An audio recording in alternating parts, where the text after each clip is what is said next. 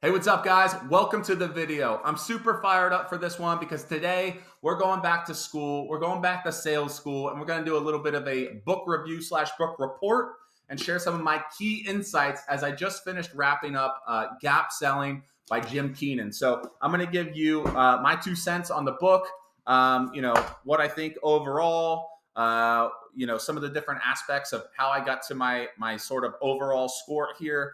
I'll give you a little just high level about what the book is about. And then I want to dive in. I've got about 12 to 13 key takeaways that I noted down here on my notebook that I've either already began implementing into my team sales process to help myself and my team members get better. And also there are some things on here that I haven't implemented yet, but I'm super pumped up to implement here in the short-term future. So with that said, let's get into it. Let's talk a little bit about gap selling. So a little bit of a backstory so you guys know. This is my second time reading through gap selling, way back when I first got into sales. And I think this book first came out. Gap selling was one of the first probably 3 sales books that I had read. And, even at the time being new into sales, it had a profound impact on me. And I think, here over the last several years, I've really done my best to, implement gap selling principles into our sales process at my organization. And it's had a profound impact on me. And, coming back to the book here, I just wrapped it up this morning.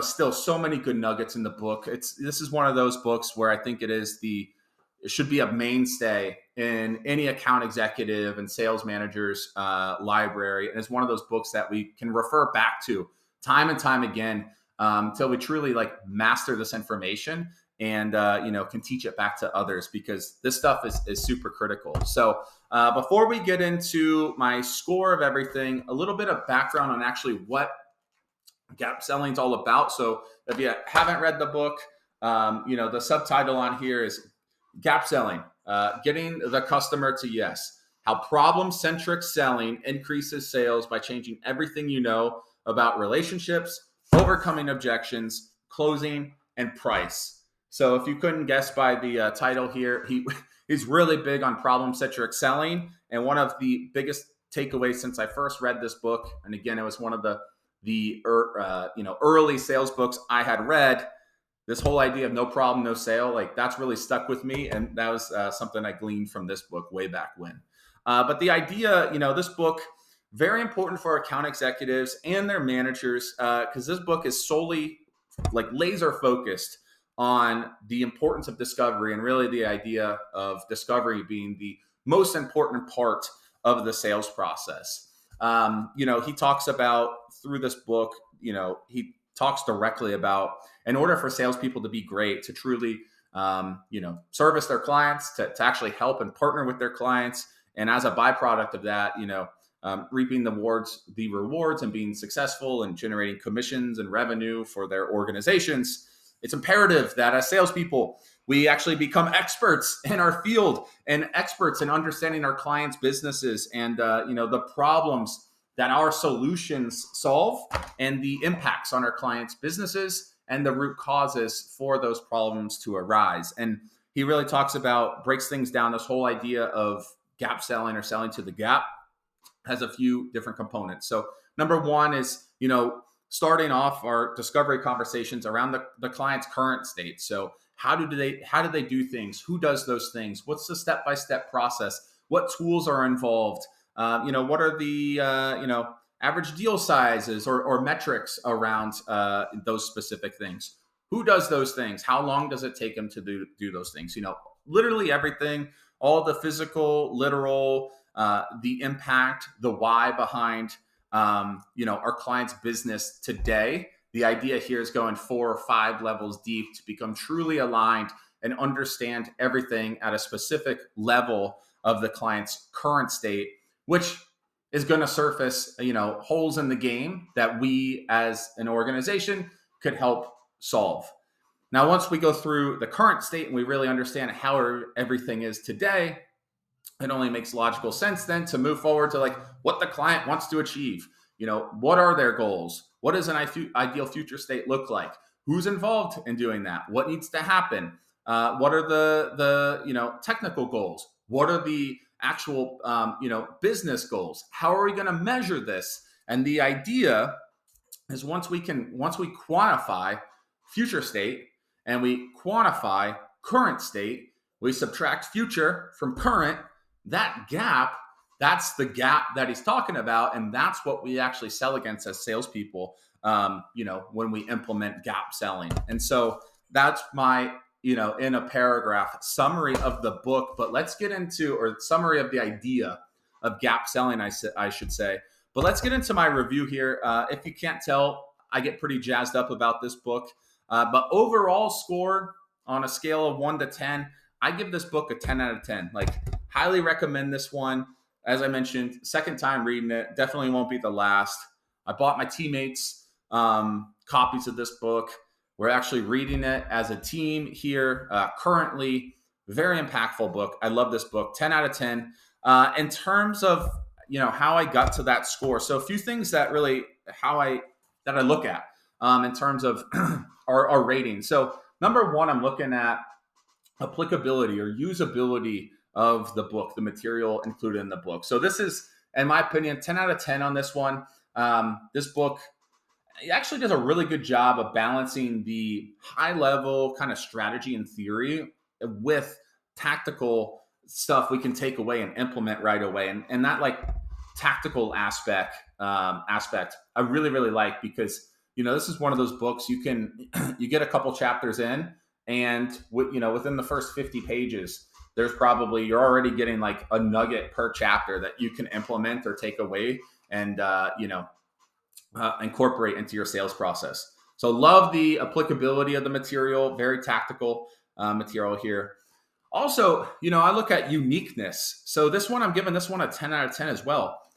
This is actually the only book that I've read up to this point that really covers this material and like this methodology.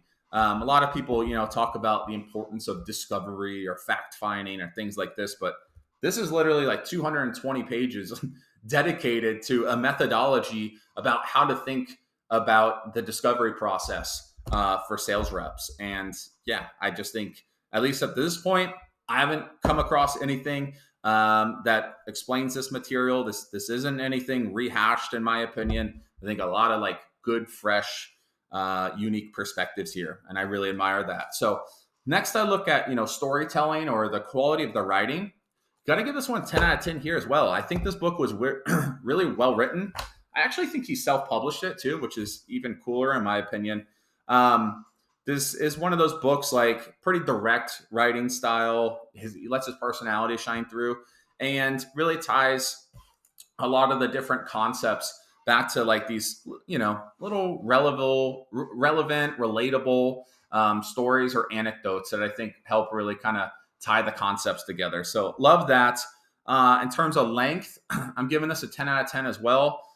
Sometimes we read books and like, this could have been an article or could have been like, 30% shorter. This was one I think he did a solid job about. It was a good length. I don't think it was drawn out by any means. So good job there, keeping it concise and to the point. And then, I look at final criteria here, readability. So this is my second time reading it. Again, definitely one I think stays on my bookshelf. Definitely one I think that, I've shared, I've recommended to many folks. And I think, account executives, sales managers, this is one of those books. Keep on the bookshelf, read it, come back to it frequently and really master this material. And I think it, in a B2B selling space, I think this helps make lethal sales teams. So overall, that's my review. This thing's awesome. 10 out of 10. I highly encourage you, go check it out on Amazon or wherever you buy books. I have a feeling as long as you're an account executive, whether rookie or veteran or a sales manager, I don't think you will be disappointed with this book. Now, with that said, let's dive into some of my takeaways here. As I mentioned, I've got about 12 to 13 of them. And let me give you guys some takeaways I'm implementing. Maybe they can be some things you can implement in your sales process as well. And he expands on this stuff in the book. But, number one, problem-centric selling, increasing sales with problem-centric selling. It's right on the cover of the book. Biggest takeaway here, probably since forever, no problem, no sale. People buy things to solve problems. If you can't identify a problem, or, it's not a problem that we solve, it's like there's no sale that's going to happen there. This is my number one takeaway. Number two, this is actually an exercise. It's early in the book. One of the things that he talks about and really says, hey, listen, this is the starting point of being an effective gap seller. And that's this idea of a problem identification chart. So just imagine a 3-column, multi-row Excel spreadsheet where you have column 1 is the problem. And then column 2 is the impact of that problem, and column 3 is the root cause or root causes, for a particular problem. And then so for each problem, we just go through and we identify what the problem is. What are the different impacts that problem has on a business? And then what are the root causes for that particular problem? And then for most businesses, we solve, 5 to 15 key problems for our clients. And he really encourages everybody to start there. Once we understand the problems that our clients face, the impact, the root cause, then we can formulate questions around that. And the more we understand kind of these 3 things, we're able to have deeper, more meaningful conversations. And really by asking the right questions of our clients, we can position ourselves as experts, contradictory to kind of that old school mentality of, hey, being an expert because we just talk forever. If we can actually get our clients to open up and get them to and actually be genuinely aligned with us and understand their business at a deep, nuanced level, man, sky's the limit in terms of helping folks and increase in sales. So the problem identification chart, I created one years ago, and then I'm going through that exercise again now with fresh eyes. And it's like day one or onboarding, month one material for reps in our organization. Number 3, he talks about positioning yourself as an expert, asking the right questions to show you understand the client's business and their problems. One thing here that really stuck with me is also good questions. I think a lot of salespeople know the importance of that, but the idea here is by creating this chart up front and really taking the time to develop your business acumen and train and be thoughtful about this, is if we do a great job, we can not only help the client find a solution to maybe the problems they've already identified, but if we do a great job with this, we can actually help them think of things they didn't consider. And that's where we really differentiate ourselves from the competition. When we get that light bulb moment going off in the client's head, this is powerful. When you get to that part in the sale, you're doing a fantastic job as a gap seller. So really like that one. Number 4, this idea of a sale can't be closed until it's open, and we open the sale all the way at the beginning, in our discovery process. And true gap sellers, when you do a amazing discovery, and I've seen this myself and with my team members, sometimes you just know when you crush the discovery process, it's closing just so easy. The objections are minimal. Everything just seems to flow. And you're aligned and get a great review on the back end. A sale can't be closed until it's open. And we do that, through proper discovery. This other idea here, number 5, he talks about in the book. I really like this. The idea of technical outcomes versus business outcomes. So I'm just going to read here from my notes. Technical outcomes focus on the micro issue, such as our systems don't talk to each other. But business outcomes, and this is where sales are really made. Business outcomes focus on what this means in the macro. These are my words, not his, and how that correlates, or what's correlated to the success of the business. So instead of systems don't talk to each other, we got to pass this data back and forth.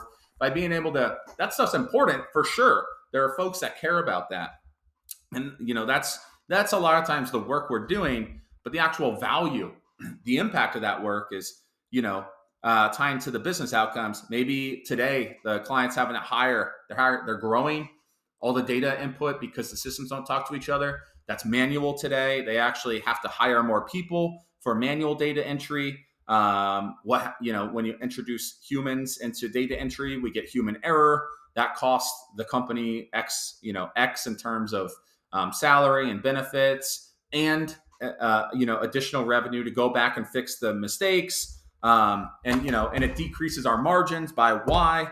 And when you start to focus on those business outcomes versus just the micro technical outcomes, that's where we can really build value. That's where, especially with the C-suite, we can avoid stalls or pushing to next quarter, or just kind of like objections like, oh, I don't have any budget or anything like that. Selling to these, really quantifying this stuff, getting real hard business metrics and selling to that builds a lot of value. That's what true gap sellers do. Number 6, he talks about calculating the gap. So this is a perfect segue from the last one. So when we actually calculate the gap, you're trying to, future state looks like this, current state is that. Hey, we got a gap of X amount. This actually does make those discount requests, or we don't have budget, or it's too much, or any of those types of objections very easy to overcome, because if we can calculate like a $3 million problem, a $3 million gap, and our solution is only 100K, it really makes it a no-brainer. And also this positions us to be able to have more strategic or like partner-based conversations where we truly do have the customer's best interest in mind. And we're not just trying to push stuff at the end of the month or end of the quarter to get sales in. We really can demonstrate that we have the client's best interest in mind by doing this extra little bit of work. So I really like this. It also gives us a leg to stand on when folks want to push to next quarter. Because if we actually calculate what that gap is, and if the numbers make sense, if actually at that rate, if the client delays and it could cost more than our potential solution, I mean, just the impact of being able to have strategic conversations like that with a client, it's going to get those objections overcome. It's going to, help generate more sales, but also generate, more impact for clients. Number 7, the gap defined. So we talked about this, future state minus current state. Number 8, really one of the things, and one of the reasons I actually went back to the book here the second time, was just to sharpen the sword. And I really wanted to, I feel like I do a great job on current state and pretty solid job at future state. But one of the things that I felt like I wanted to go back and I wanted to get a refresher on and improve on was focusing on impact and really doing a better job at, quantifying this gap and really quantifying and surfacing the impact, of current state or lack of moving to future state for my clients. And, he talks a lot about through this book about the importance of impact. He has this story about this guy, like Melvin or something. This guy's car breaks down and he's on his way to dinner with his wife, and they're going to have dinner at the White House with the president. And he basically, it's rainy out. Like he can't get out of his car because he's going to get dirty. He flags down a tow truck. Tow truck driver tells him it's going to be $1,000 tow bill. And on any normal day, it's like, I'm not paying $1,000 tow bill. Like I'll go call somebody else. But in that instant, in that selling situation, he knew the impact of his situation and not actually paying that $1,000. He's going to miss out on a once in a lifetime opportunity to have dinner at the White House with the president. And the impact of missing out on that opportunity, it's like nothing in comparison to $1,000 tow bill. So ended up paying the $1,000 tow bill, go eat dinner with the president at the White House.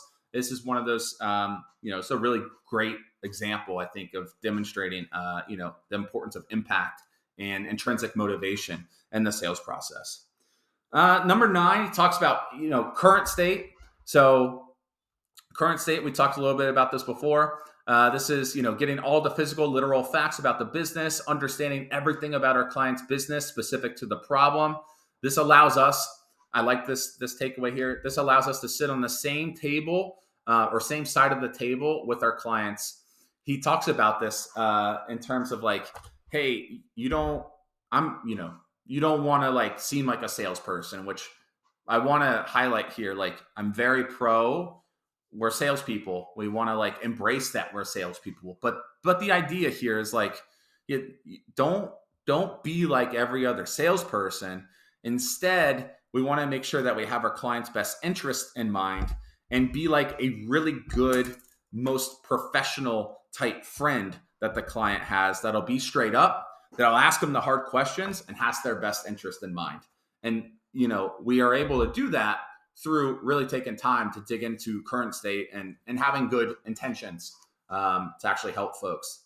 Number 10 takeaway here, gap prospecting. So yeah, he talks about the importance of using, the problems that we solve to generate intrigue. And as a prospector, the intrigue is everything. We got to intrigue people to be interested to, take the next step and meet with us and see how we can provide some value with them. Also want to, highlight a little bit more about that. He says, look at every step in the sales process as a mini sale. Yep, know that, but that rolls up into a big one. Getting their attention via the subject line or consistent follow-up, that's a sale. Then once we get the attention, we got to generate enough intrigue to get them to take us up on our offer. I totally agree. I think, it's just a good reminder, like everything's a sale, everything from getting them to open the email, getting them to then click the CTA and perform the particular action and show up for the meeting and like boom, boom, boom, boom, boom. These are all little mini sales. And if we focus on, let me just get to the next yes, let me advance the sale to the next step and are really diligent about that, those small wins add up to big ones. This one's huge. So this is for like, working your install base or, if you work with SDRs or you're an SDR looking to move into an AE and you stumbled across this video. He talks about, hey, when prospecting, think about the value of what you're offering in terms of dollars for the prospect. So this one resonates so well.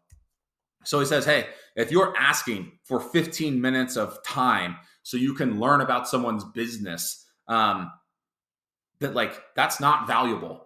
And I was just, let's just say they're a CEO. I don't know. They make $200 an hour.